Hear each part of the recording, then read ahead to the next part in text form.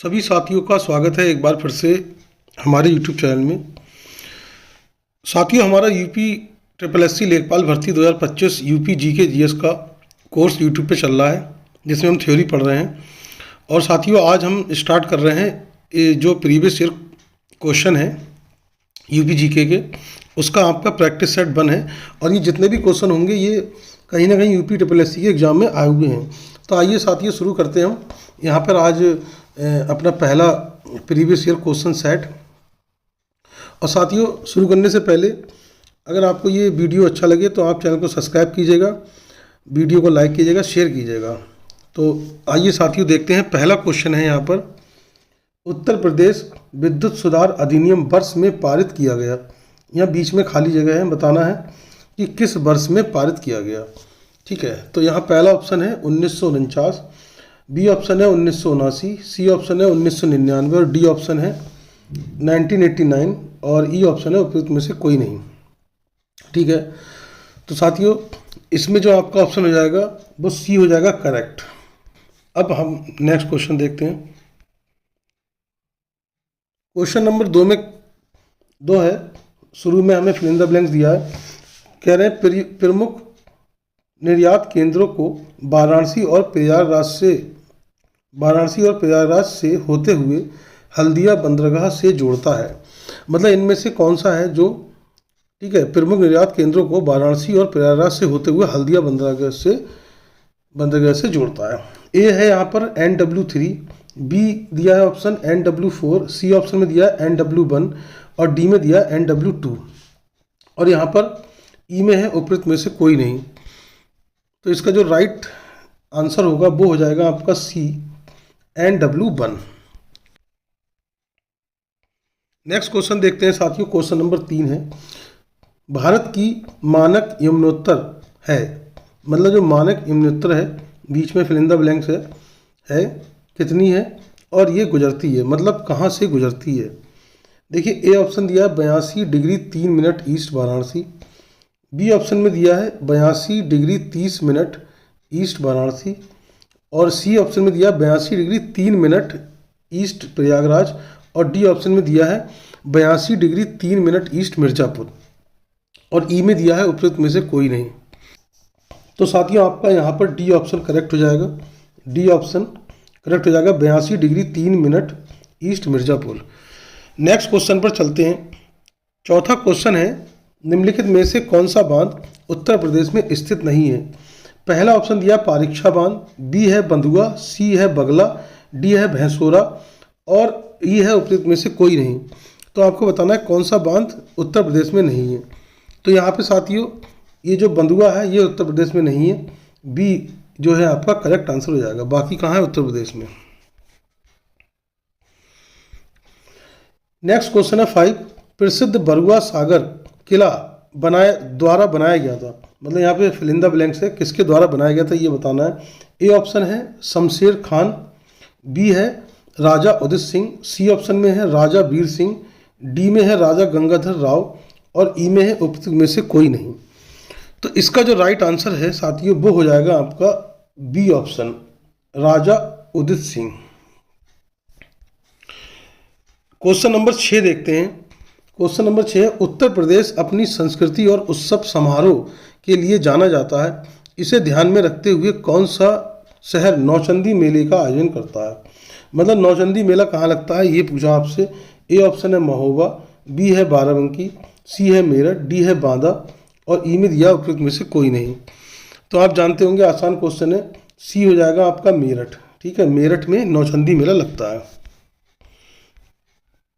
इसके बाद question number 7 है, फिल इन द ब्लैंक दिया शुरुआत में, मुख्य रूप से मिर्ज़ापुर और सोनभद्र जिलों में पाया जाता है। इनमें से क्या है जो मुख्य रूप से मिर्ज़ापुर और सोनभद्र जिले में पाया जाता है, जो सीमेंट के निर्माण में एक महत्वपूर्ण कच्चा माल है।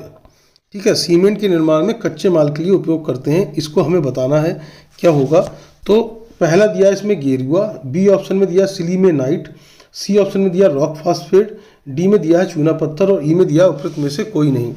तो साथियों जो इसका राइट आंसर होगा वो होगा आपका C, rock phosphate. C is the correct answer. ठीक है, क्या हो जाएगा, रॉक फॉस्फेट। इसके बाद क्वेश्चन नंबर 8 देखते हैं। क्वेश्चन नंबर 8 में कह रहे हैं CSIR राष्ट्रीय वनस्पति अनुसंधान संस्थान की शाही बाग के रूप में स्थापना किस वर्ष में और कहाँ हुई थी। ठीक है, तो यहाँ पर ए ऑप्शन है 1789 लखनऊ, 1768 लखनऊ, सी ऑप्शन में दिया 1954 कानपुर, डी में दिया है 1965 कानपुर, या ई में दिया है उपरोक्त में से कोई नहीं। तो इसका जो राइट आंसर है वो ए हो जाएगा 1789 लखनऊ। ठीक है, नेक्स्ट क्वेश्चन 9 नंबर क्वेश्चन है उत्तर प्रदेश में गोमती नदी बेसिन के अंतर्गत कौन से जिले आते हैं।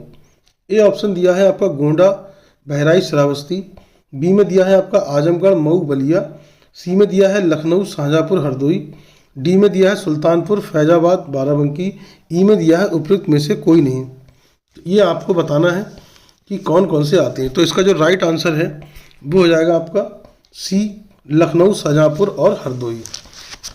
सी is the correct answer. Next question है साथियों क्वेश्चन नंबर 10। तो आइए हम क्वेश्चन नंबर 10 देखते हैं। कह रहे हैं इलाहाबाद उच्च न्यायालय के मुख्य न्यायाधीश बनने वाले अंतिम ब्रिटिश व्यक्ति कौन थे।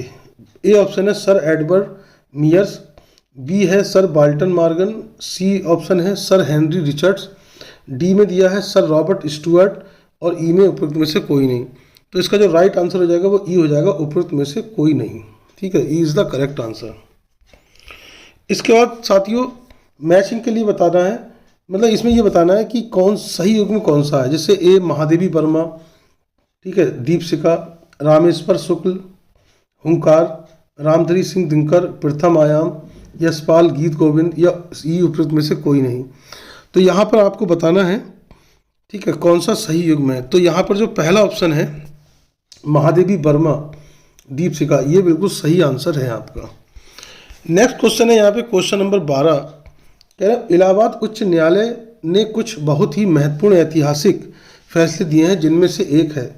ए ऑप्शन में दिया Bilkis Bano case, B option में दिया केशवानंद भारती केस, सी में दिया है तारकेश्वर केस, डी में दिया है आधार केस, ई में ऑप्शन में है उपयुक्त में से कोई नहीं।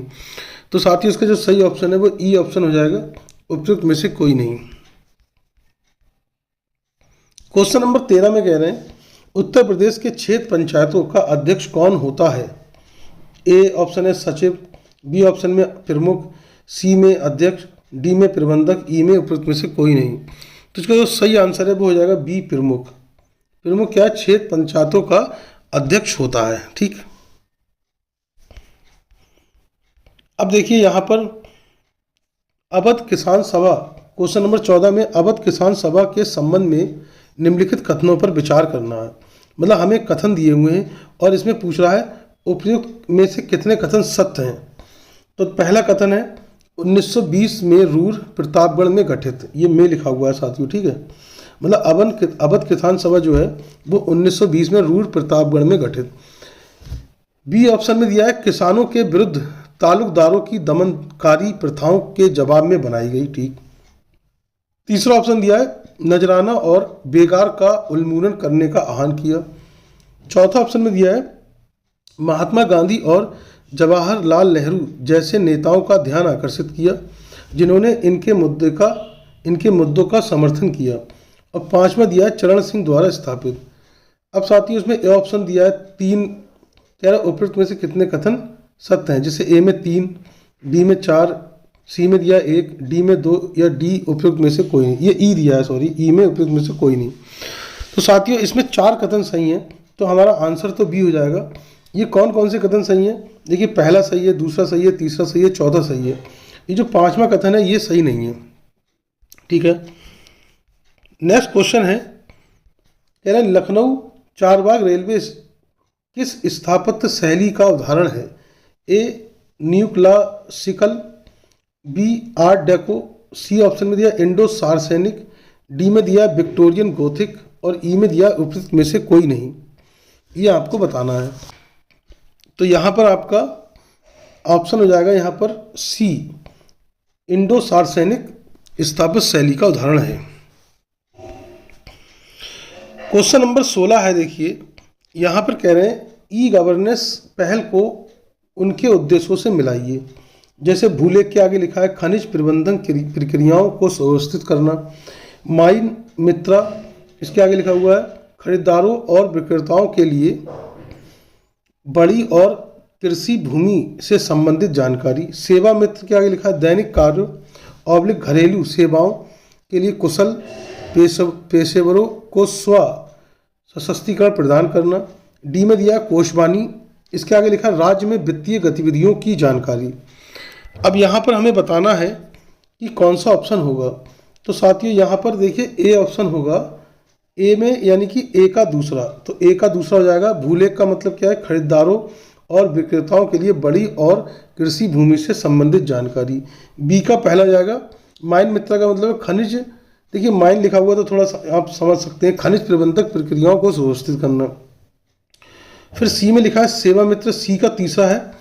सेवा मित्र दैनिक कार्य और घरेलू सेवाओं के लिए कुशल पेशेवरों को स्व सशक्तिकरण प्रदान करना। और डी का चौथा मतलब राज्य में वित्तीय गतिविधियों की जानकारी। अगला क्वेश्चन देखते हैं साथियों। उत्तर प्रदेश में निम्नलिखित जिलों को 2011 जनगणना के अनुसार साक्षरता दर के आधार पर न्यूनतम से उच्चतम की ओर व्यवस्थित कीजिए। पहला ऑप्शन दिया जैसे आजमगढ़, दूसरा दिया मैनपुरी, तीसरा दिया बहराइच, चौथा दिया बाराबंकी। तो ये ऑप्शन होगा 3 4 2 1।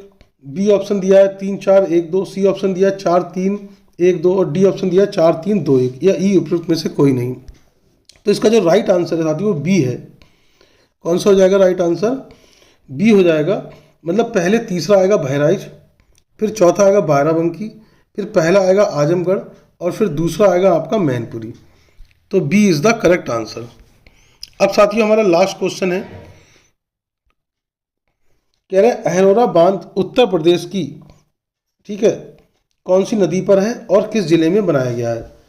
तो पहला ऑप्शन दिया बरुआ झांसी में, बी ऑप्शन दिया चंद्रावल महोबा, सी दिया गरई मिर्जापुर, डी दिया है ये साथियों चंद्र प्रभा लिखा हुआ है, ठीक है, गलती से ये लिख गया है चंद्र प्रभा है ये, और ई उपयुक्त में से कोई नहीं। तो साथियों इसका जो आंसर होगा आपका वो हो जाएगा सी गरई मिर्जापुर, ठीक है। तो साथियों ये आपके 18 इंपॉर्टेंट क्वेश्चन थे प्रीवियस ईयर के। ऐसे ही साथियों हम नेक्स्ट वीडियो में कुछ और प्रश्न लेके आएंगे प्रीवियस ईयर के। तो अगर आपको साथियों ये वीडियो हमारा अच्छा लगा हो तो चैनल को सब्सक्राइब कीजिएगा, वीडियो को लाइक कीजिएगा, शेयर कीजिएगा। तो हम मिलते हैं अपने नेक्स्ट वीडियो में। Thank you very much.